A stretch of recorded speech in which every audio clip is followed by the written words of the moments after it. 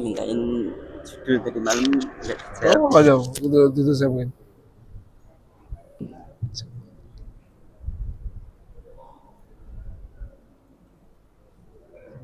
Salam. Siap. Alhamdulillah.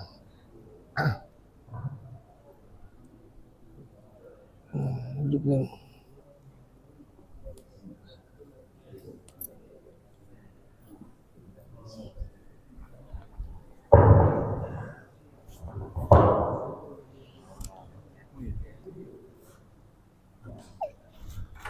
Aman. Aman.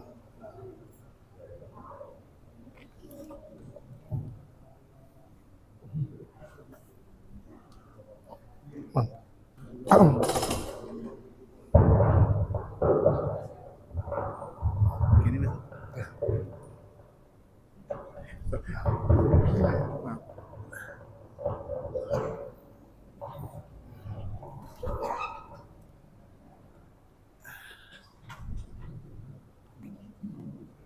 Masih.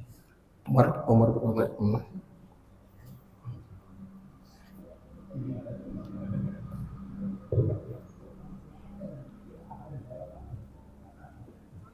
Assalamualaikum warahmatullahi wabarakatuh. Waalaikumsalam.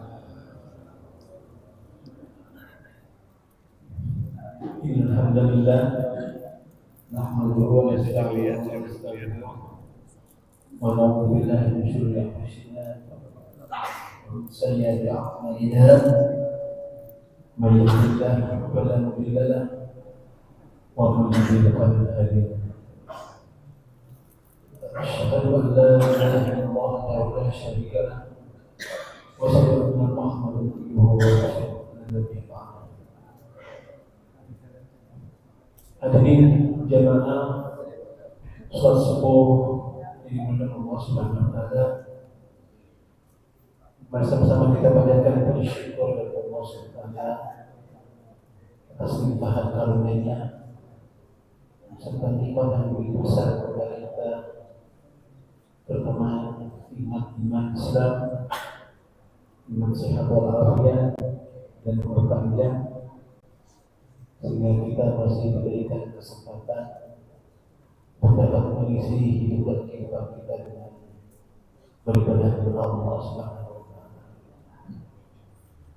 Dan semoga saja kita termasuk hamba-Nya yang pandai bersyukur. Amin.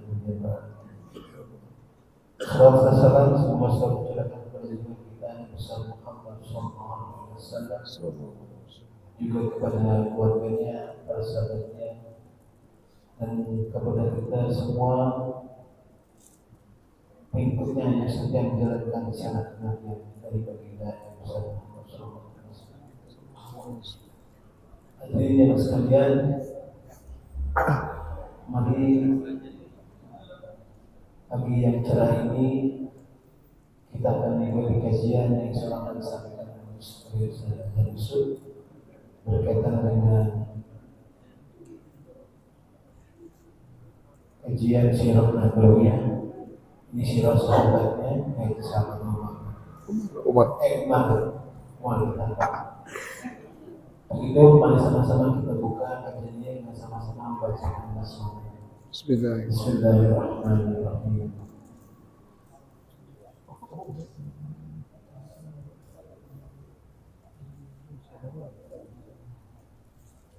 Ini ada sedikit sampaikan, saya boleh bisa baca. Baik, hadirin dan hadirat, pada kesempatan hari ini adalah haulnya almarhum Bapak Nudi, dan nanti insya Allah akan ada pembagian sahur. Itu yang pertama, dan nanti akan dipimpin doa oleh guru kita Ustaz Muhammad Umar. Dan yang kedua adalah untuk tiket umroh mulai hari ini sudah bisa absensi dimulai ya. Untuk Ustaz Lukman dipersilahkan untuk memimpin doa.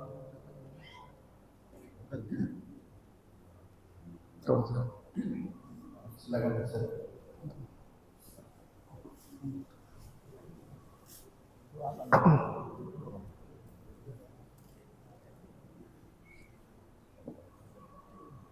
Assalamualaikum warahmatullahi wabarakatuh. Waalaikumsalam warahmatullahi wabarakatuh. Bapak Ibu yang dirahmati Allah Subhanahu wa taala, mari kita sejenak meninggalkan hati kita atas pernyataan keluarga dari almarhum Pak Nurdin. Ingat ya, saudara kita Pak Nurdin ya. Pada hari ini keluarga minta agar supaya mendapatkan doa. Mudah-mudahan apa yang diperjuangkan oleh keluarga menjadi sebuah amal sholih, amal jariah bagi almarhum saudara kita Pak Nurdin. Karena itu mari kita berdoa kepada Allah Subhanahu wa taala, semoga beliau senantiasa mendapatkan kenikmatan alam kubur dari Allah Subhanahu wa taala. Wa ala hadzaniyah wa likulli niyatin shalihah wa ila hadratin Nabi Mustafa Muhammad sallallahu alaihi wasallam. Syai'ul lillahi lahumul Fatihah.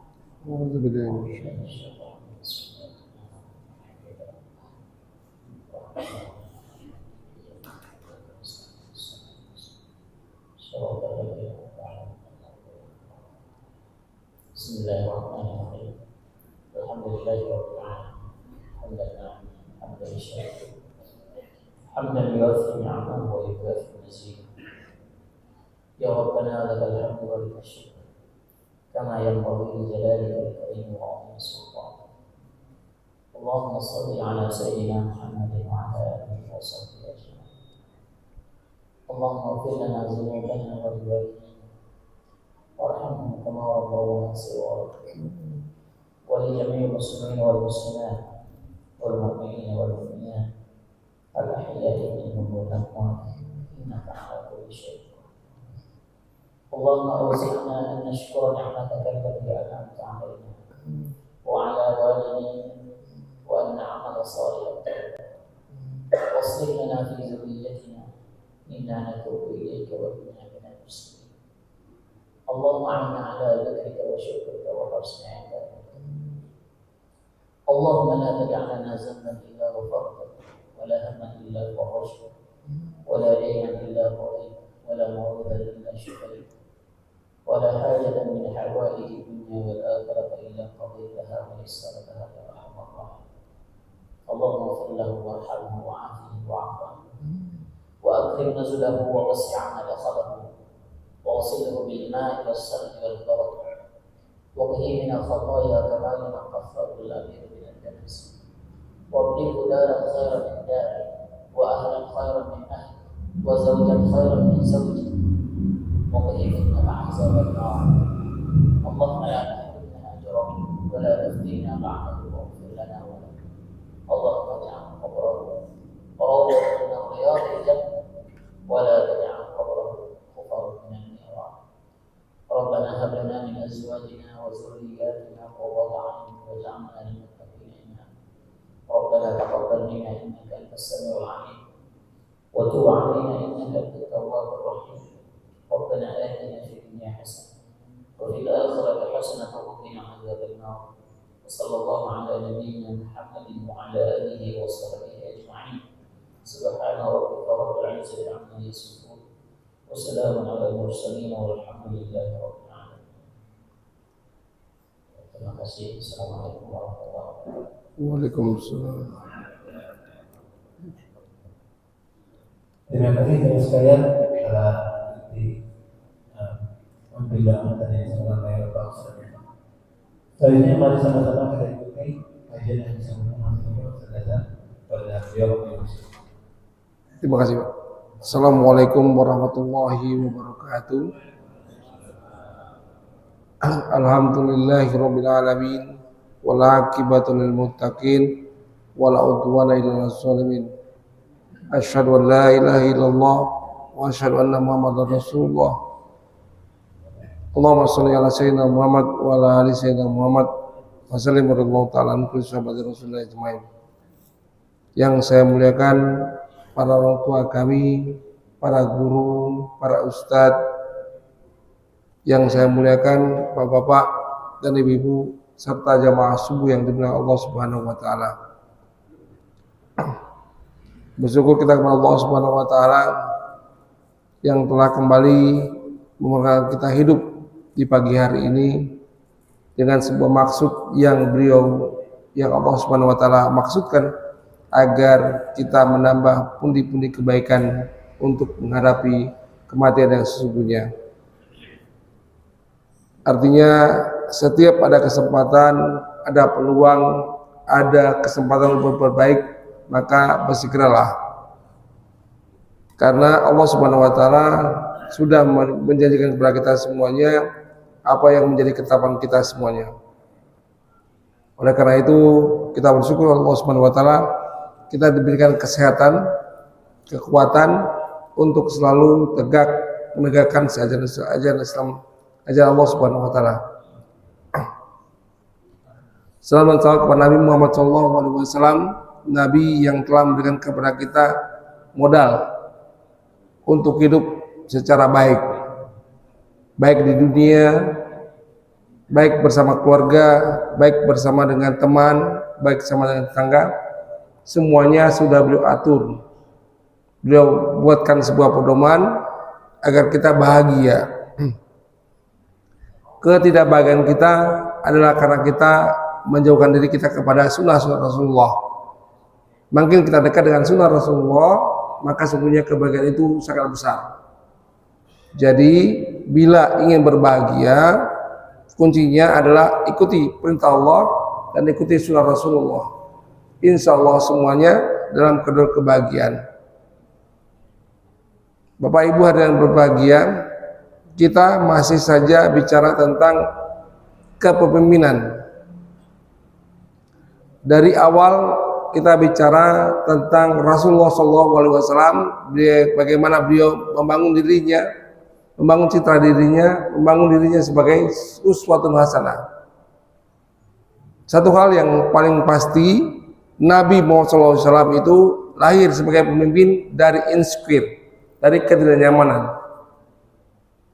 Dari awal beliau menjadi pemimpin, beliau sebagai pemimpin yang tidak berayah. Dan kemudian beliau lahir pemimpin yang tidak beribu. Diasuh oleh kakeknya yang sangat menyayangi beliau, kemudian juga ditinggal oleh kakeknya. Lalu tinggal bersama dengan pamannya Abdul Muthalib yang beranak banyak, berkeluarga banyak, itu juga menjadi ketidaknyamanan. Artinya ada ketidaknyamanan yang bisa melahirkan kesuksesan, kebahagiaan. Artinya tidak semua ketidaknyamanan akan melahirkan kemalapetakaan.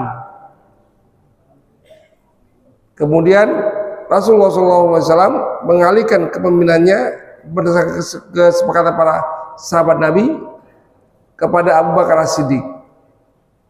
Jadi Bapak Ibu membayangkan kepemimpinan Abu Bakar As-Siddiq yang membayangkan kepemimpinan saat ini.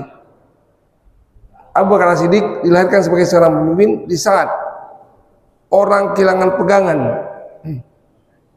orang menjadi kehilangan panutan, yaitu adalah Rasulullah SAW, dan berusaha untuk keluar dari apa yang diajarkan Rasulullah SAW. Oleh karena itu salah satu tugas dari Abu Bakar As-Siddiq pada saat itu adalah bagaimana menghabiskan kaum murtadin, orang-orang yang berusaha untuk murtad.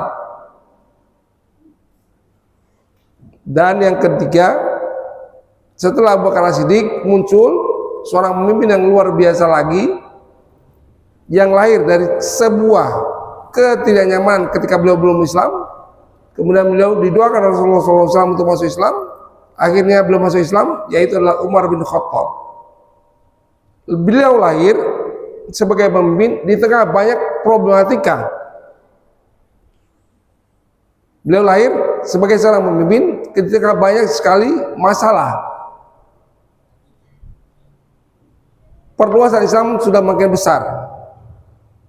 Oleh karena itu, kalau perluasan Islam makin besar, muncul masalah-masalah baru soal fikih, soal akidah, soal segala hal. Makanya Abu Umar bin Khattab banyak sekali melahirkan hukum yang beliau terobos, yang beliau pakai untuk membuat kenyamanan kita beragama. Makanya ada Bapak Ibu kalau membeli buku ada Istihad Abu Bakar Umar bin Khattab, atau ada buku tentang Qoriyatul Umar bin Khattab, tentang kecerdasan Abu Bakar As-Siddiq, tentang kecerdasan Umar bin Khattab. Ya, jadi beliau lahir dalam kondisi seperti itu. Ya, kalau kita bayangkan hari ini mungkin tidak ada apa-apanya, tapi mirip lah. Ya, di tengah kondisi yang serba tidak pasti ini. Salah satu kata-kata Rasulullah SAW yang dibelakang oleh Imam Tirmizi dan Ibnu Umar, beliau bersabda, Inna Allah ja'al haqqa ala lisani Umar wa qalbi. Jadi hari ini kita mau bicara tentang bagaimana Allah Subhanahu wa taala menjadikan kebenaran, menjadikan pelajaran, menjadikan sebuah kalimat baik dari lisannya Umar dan hatinya. Bapak Ibu, kita belajar tentang bagaimana menjadi orang yang terbimbing. Kita semuanya bisa seperti Umar, asal kita tegas, teguh untuk konsisten dalam amal perbuatan kita, agar hati kita terbimbing. Ya, sesungguhnya Allah telah menjadikan kebenaran atau hak melalui lisan Umar dan hatinya. Umar bin Khattab diriwayatkan oleh Abu Hurairah, sungguh di antara umat terdahulu terdapat seorang muhaddatsun, orang yang ucapannya atau kata-katanya menjadi kenyataan. Jadi banyak ucapan-ucapan Umar bin Khattab menjadi sebuah hukum, menjadi sebuah kenyataan. Jadi kalau kita katakan sekarang ini, bukan Allah tidak berkuasa, tapi Allah memberikan sebuah kehebatan kepada Umar bin Khattab untuk dia bisa melihat kondisi dan melakukan sebuah hukum. Ya. Jadi Umar bin Khattab itu adalah seorang yang sosok seorang pemimpin yang luar biasa, hatinya terbimbing. Jadi kalau kita mencari pemimpin, kalau kita jadi orang tua, jadi apapun, jadi guru, jadi pemimpin perusahaan, berusaha untuk menjadi orang yang terbimbing hatinya. Yang paling penting kalau kita sekarang, kondisi kita sekarang adalah sebagai orang tua, bagaimana hati kita terbimbing. Bagaimana kalau orang tua sebagai pemimpin dalam keluarganya hatinya tidak terbimbing. Ya, seperti Umar bin Khattab, semua perbuatannya, semua perkataannya terbimbing oleh Allah Subhanahu wa taala. Ya, lisannya terbimbing, perbuatannya terbimbing. Akhirnya aplikasinya adalah dalam kehidupannya dia selalu terbimbing. Ya.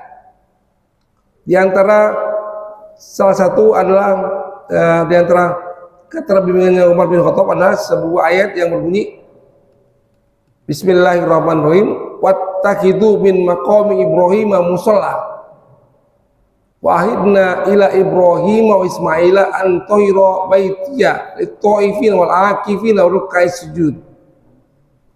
Ingatlah ketika aku katakan, jadikanlah sebagian makam Ibrahim sebagai tempat sholat. Ingatlah ketika kami wasiatkan kepada Ibrahim dan Ismail, bersihkanlah rumahku dengan untuk orang-orang yang tawaf, itikaf, ruku dan sujud sholat. Pada waktu itu, kisahnya Umar bin Nabi SAW berkeliling ke Ka'bah. Jadi Bapak Ibu membayangkan Ka'bah itu adalah karya dari Nabi Adam, kemudian beralih ke Ibrahim dan Ismail. Ya, ini yang menarik. Dalam Al-Quran itu cuma ada dialog orang tua ayah kepada anaknya, yaitu dialog antara Ibrahim dan Ismail. Yang paling banyak terjadi adalah dialog antara ibu dan anak. Ayah jarang. Ya, makanya oleh karena itu, kalau kita sebagai orang kaya, berikanlah waktu kesempatan untuk dialog dengan anak kita. Ya, ini ketika dialog antara ayah Ibrahim dengan anak Ismail begitu luar biasa. Ya, antahira baitiyah lit-thaifin wal akifin wal qais sujud. Ya. Kemudian ketika keliling itu dengan Nabi SAW keliling Ka'bah, kemudian Umar bin Khattab mengatakan begini, ya Nabi, sepertinya tempat ini bagus untuk dijadikan tempat sholat. Jadi dia berpikir bahwa ada sebuah tempat yang terbaik di Baitullah, yaitu makam Ibrahim, untuk dijadikan musola. Tapi pada waktu itu Nabi mengatakan, ya Umar, belum ada wahyu yang menunjukkan agar kita bisa sholat di makam Ibrahim. Akhirnya setelah Umar berkata begitu, kemudian Nabi mengatakan begitu, akhirnya turun ayat ini, wattakhudhu min maqam Ibrahim musholla. Dijadikanlah hendaknya dari makam Ibrahim itu sebuah tempat untuk sholat. Ya, jadi Bapak Ibu, kecerdasan Umar bin Khattab terbukti. Salah satunya adalah tentang makam Ibrahim sebagai tempat mushola. Itu adalah salah satu dari pemikiran Umar bin Khattab yang beliau munculkan ketika keliling bersama Nabi sebagai tempat mushola. Jadi biasanya kalau pemimpin yang terbimbing itu dia selalu melihat peluang. Jadi seakan-akan sekarang hampir tidak peluang untuk kita bisa beribadah secara maksimal. Lalu kita sebagai pemimpin yang terbimbing, makanya kita bisa mencari jalan keluar dari setiap masalah yang kita miliki. Ya, jadi Bapak Ibu, kalau Bapak Ibu pikirkan, mungkin banyak masalah di hadapan Bapak Ibu, anak nakal, rezeki kurang, dan lain sebagainya. Kemudian kita kadang-kadang muncul teas, putus asa, ya. Tapi pemimpin yang terbimbing, ini pemimpin yang terbesar ya, kalau kita bicara Umar, pemimpin negara. Tapi pemimpin yang terkecil, dia mampu mencari problematika dari sebuah masalah. Jadi nggak ada Allah Subhanahu Wa Taala memberikan sebuah masalah tanpa jalan keluar. Sekecil apapun peluang itu, pasti banyak yang keluar ya. Itu salah satunya. Karena dari dulu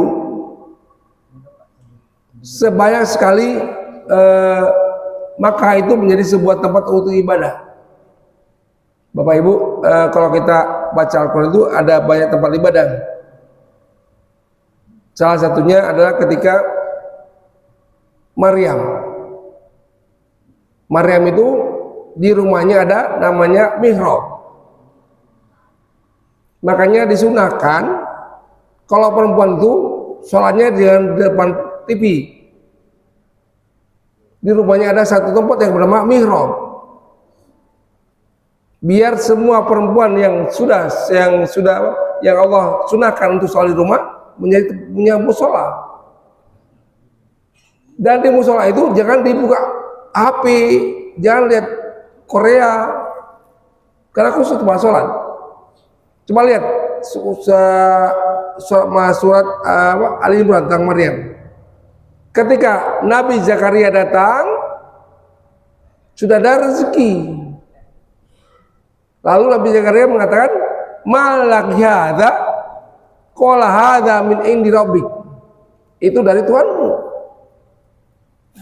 Jadi sebuah tempat khusus bagi wanita di rumah, kalau dia punya musola namanya mihrab, maka dia bisa sholat di situ, dia berdoa di situ, dan dia pakai khusus tempat itu untuk ibadah. Jangan dipakai untuk yang lain. Kalau sekarang kan punya kebiasaan buruk, sholatnya depan TV sambil nonton film, ya depan itu bagus juga untuk mengetes khususnya kita kan.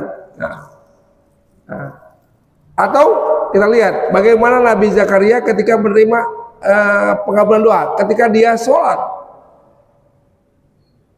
ya. Jadi Bapak Ibu, kalau kita bicara ini maka sesungguhnya Allah Subhanahu wa taala sudah memberikan kepada kita jalan-jalan, ya. Itu salah satu ya. Ya. Di sini dikatakan ini. Semua orang yang menguasai Masjidil Haram. Kenapa? Kalau Bapak Ibu insya Allah pergi Masjidil Haram, pergi haji, sampai ke sana Bapak Ibu langsung nangis. Kalau pulang nggak mau pulang hasilnya, mau lama di tanah haram. Kenapa? Karena tahwi kolbu ila Ka'bah. Karena hati kita cenderung kepada Ka'bah. Ya. Dan banyak sekali yang menguasai kita, yang ingin menguasai Makkah pada saat itu seperti kisahnya Abraha. Ketika dia mengirim pasukan ababil, mengirim pasukan gajah, yang kemudian dibasmi oleh Allah Subhanahu wa taala dengan burung ababil. Ya. Tapi saya suka dengan ini adalah alam tara kaifa fa'ala rabbuka bi ashabil fil alam yaj'al kaidahum fi tadlil wal salalim tayr ababil tarmim bi jartin min sijil fajalam kasfin makul. Ayat ini menunjukkan kepada kita sebuah tempat untuk ibadah akan dijaga oleh Allah Subhanahu wa taala. Ya. Yang kedua,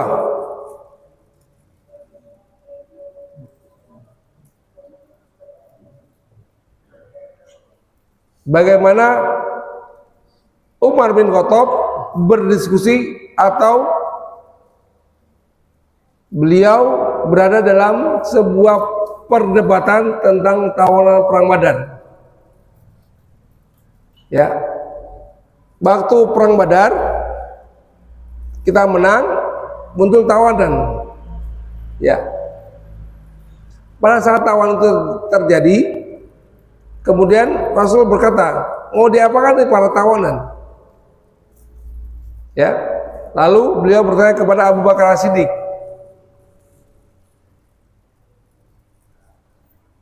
Kata Abu Bakar As-Siddiq, wahai Rasulullah, sebagai tawanan perang ini adalah keluargamu. Jadi Bapak Ibu ingat ya, perang Badar terjadi di awal sekali Islam, Nabi setelah hijrah. Ya, pada saat itu yang menjadi musuh adalah keluarga Rasulullah. Dan sebagian lagi adalah kaum. Tunggulah sementara waktu, jangan terburu menghukum mereka, bisa jadi Allah Subhanahu wa taala memberikan hidayah kepada mereka dan mereka mau bertobat. Artinya Abu Bakar As-Siddiq radhiyallahu anhu berpesan kepada Rasulullah SAW memberikan pendapat tawanan perang Badar jangan dibunuh. Berikan mereka satu kesempatan. Siapa tahu mereka mau bertobat. Ya. Lalu setelah Rasulullah SAW bertanya kepada Abu Bakar, beliau bertanya kepada Umar. Iya Umar, bagaimana pendapatmu tentang tawanan perang Badar? Umar berkata, wahai Rasulullah, mereka itu telah mengusir dan mendustakanmu. Ini pendapat Abu Umar bin Khattab. Bunuh saja mereka. Mereka itu bukanlah orang-orang yang kafir biasa. Mereka ini pemimpin orang-orang kafir yang seawal punya niat membawa senjata dan persiapan segala hal untuk memerangi kita. Jadi kata Umar bin Khattab, mereka itu adalah orang-orang yang sungguh sangat sudah mempersiapkan untuk perang. Ya, tapi Umar bin Khattab mengatakan, udah bunuh aja. Ngapain dikasih hati? Kalau kita bilang hari ini karena Allah Subhanahu wa taala memenangkan, besok mereka membunuh kita. Kata Umar bin Khattab. Kalau kata Abu Bakar As-Siddiq, jangan. Mereka adalah keluarga kita, mereka sahabat kita. Kasih kesempatan. Siapa tahu mereka mau bertobat. Ya. Lalu Rasulullah SAW memakai pendapatnya Abu Bakar As-Siddiq. Jadi tidak mengikuti pendapat Umar, mengikuti pendapat Abu Bakar As-Siddiq. Ya. Keesokan harinya ada berita bahwa Rasulullah SAW memilih tawanan perang Badar antara dibunuh atau ditebus. Ya. Pada saat itu terjadi hal yang luar biasa. Semua orang tawanan perang Badar pulang ke Mekah mengambil tebusan kepada Umar bin Khattab, kepada Rasulullah sallallahu alaihi wasallam.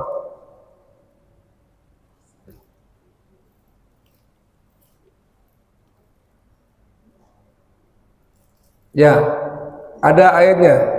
Quran surah Al-Anfal 768. Maka nabiyyin ayyakuna lahu asra hatta yud wa hatta yuskina fil ard turiduna ardal dunya wallahu yuridul akhirah wallahu azizun hakim.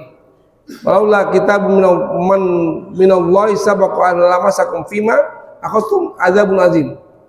Tidak patut seorang nabi mempunyai tawanan sebelum ia menemukan musuhnya di muka bumi.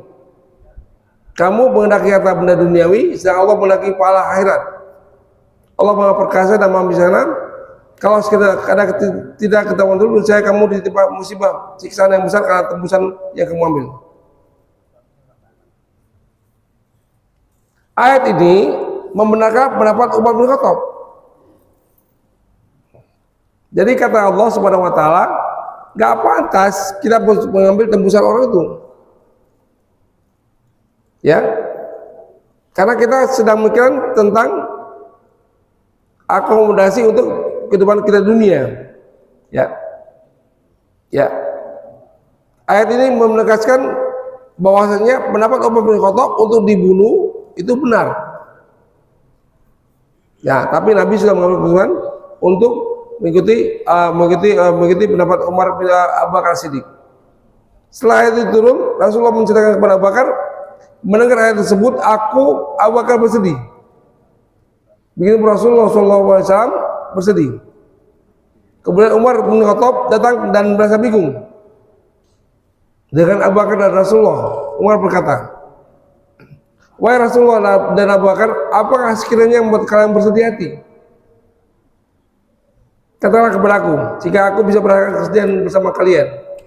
Rasulullah menceritakan mengenai wahyu Allah yang baru saya turun, dan wahyu tersebut adalah mengenai pendapat Umar bin Khattab tentang hubungan dan perang Badar. Abu Bakar berkata, wahai Umar, jikalau turunlah wahai Umar, jikalau turun azab Allah dari langit, maka tidak akan selamat kecuali engkau Umar.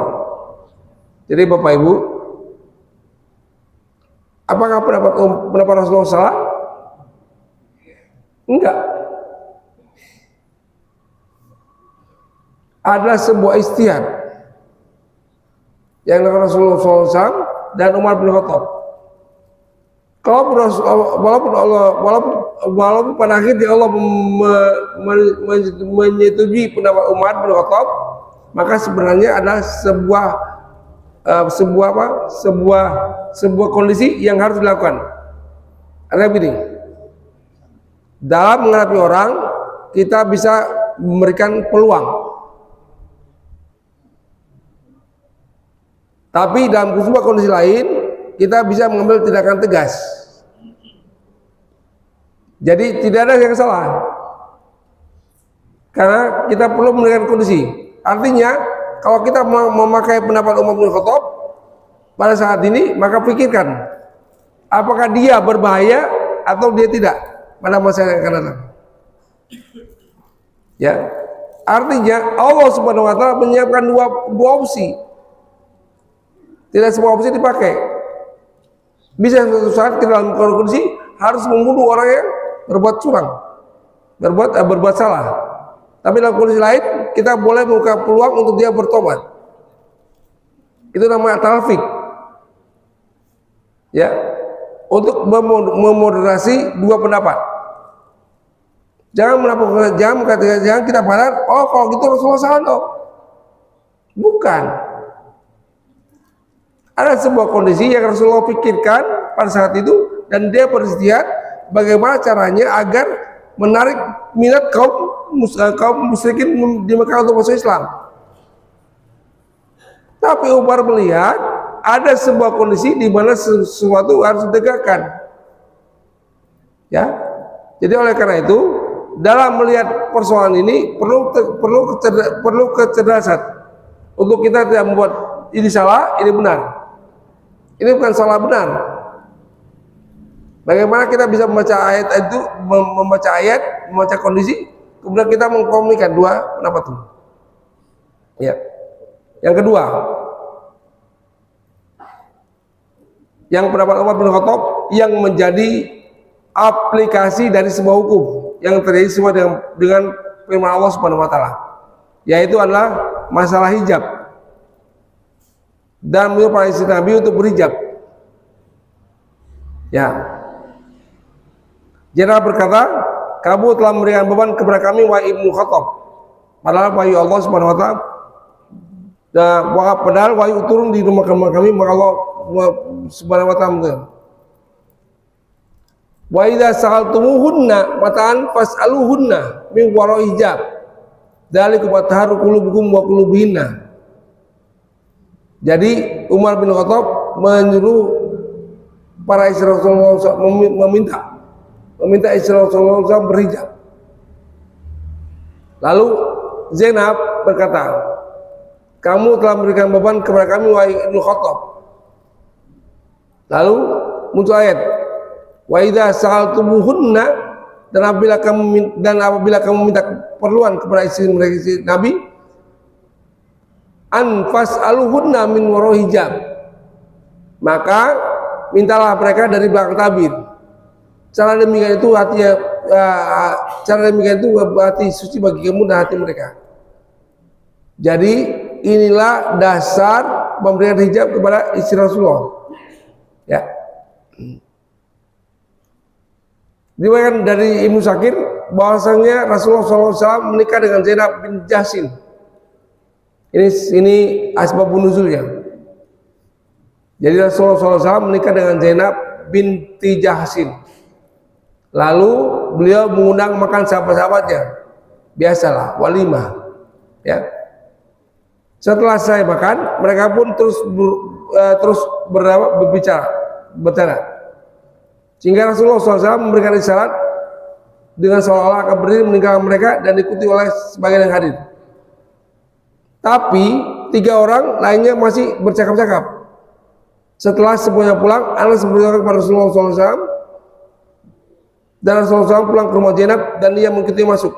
Kemudian Rasulullah memasak hijab untuk, ya, jadi Rasul Zainab bin Jahsin mengundang teman-temannya untuk walimah. Ya, setelah itu Rasulullah SAW ingin ingin ke belakang, kembali ke rumahnya. Cuma ada sahabat yang banyak mengikuti, pulang, keluar. Setelah Rasulullah bangkit, banyak sahabat yang mengikuti.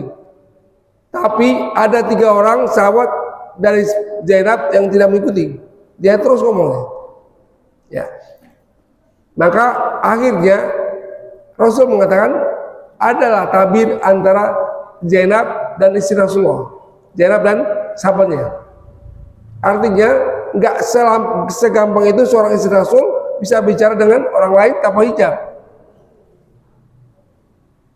Ini adalah awal sekali kita pakai hijab, ya, untuk istri Rasulullah, ya, agar hati kita terjaga dan hati mereka terjaga juga, ya. Ya.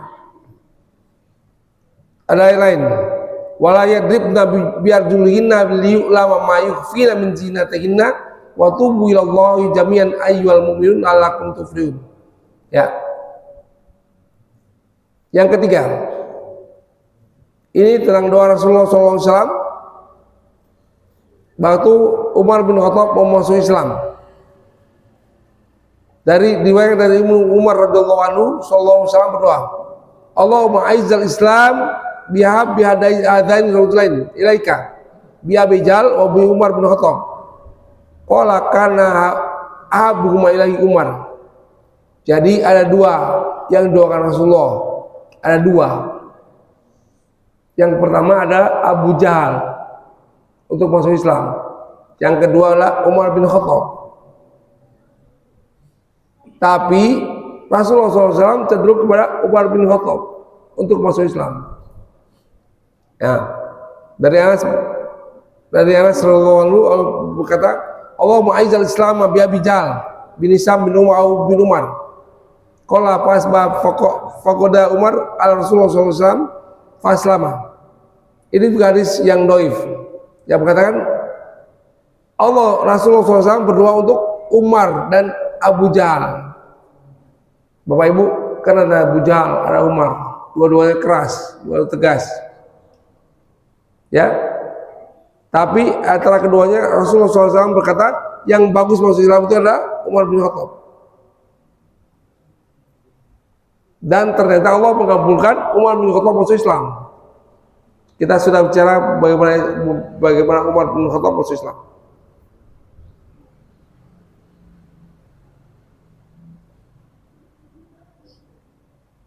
Ya, yang keempat, pendapatnya mengenai Abu Bakar.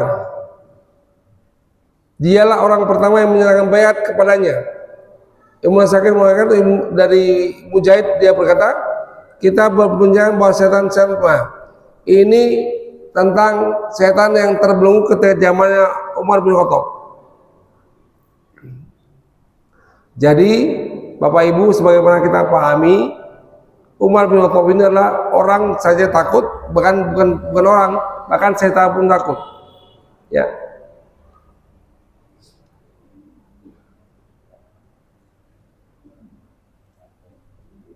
Yang pertama.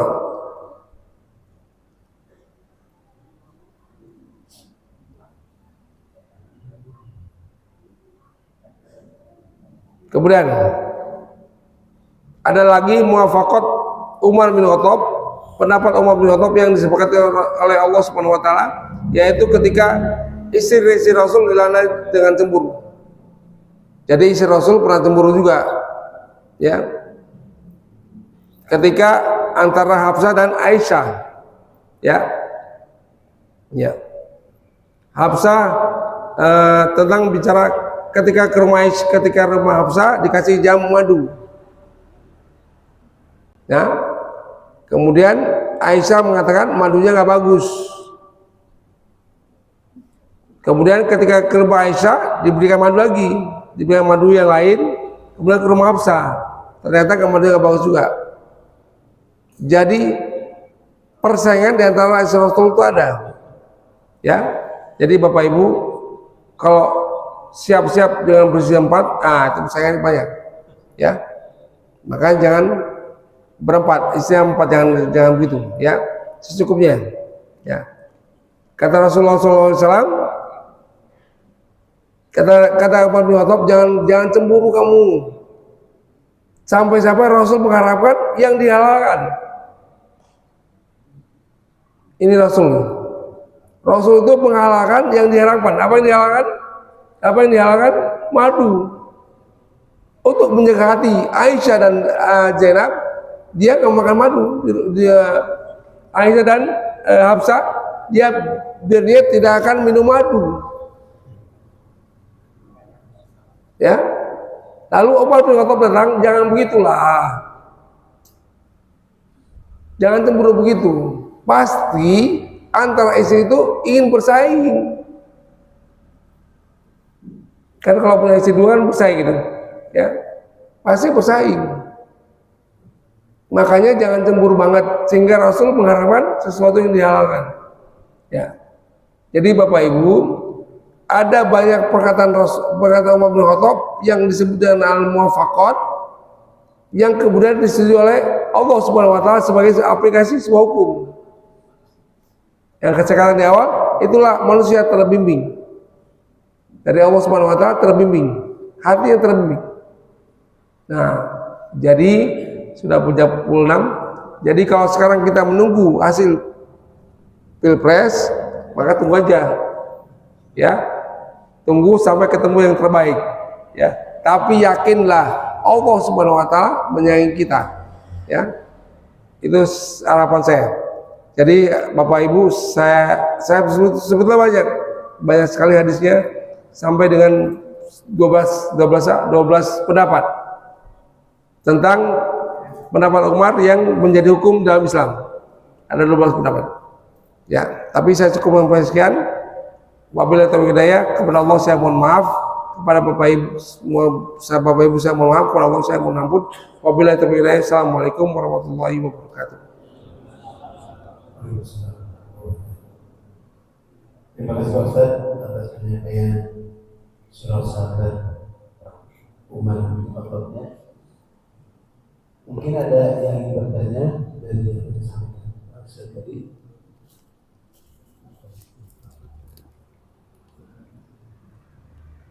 Baik, sepertinya tidak ada yang ingin bertanya. Ya.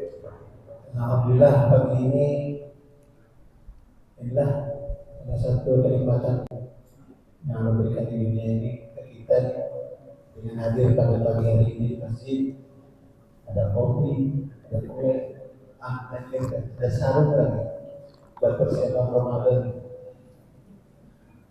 Untuk Ramadan ya? Nah, Untuk Ramadan. iya, karena kita sudah siap ada sarung. Pakai Ramadan biar pahala mengalir. Amin.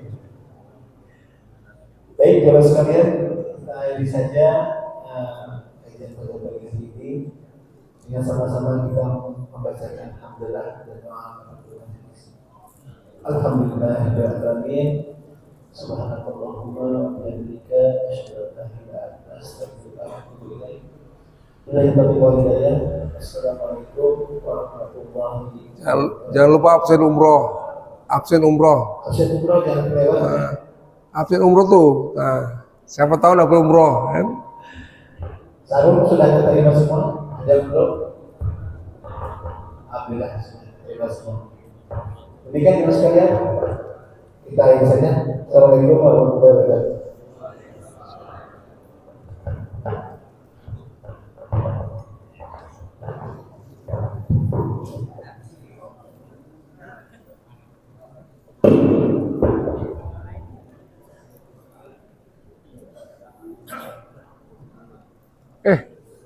Gimana? Aduh, pendapatnya gimana nih?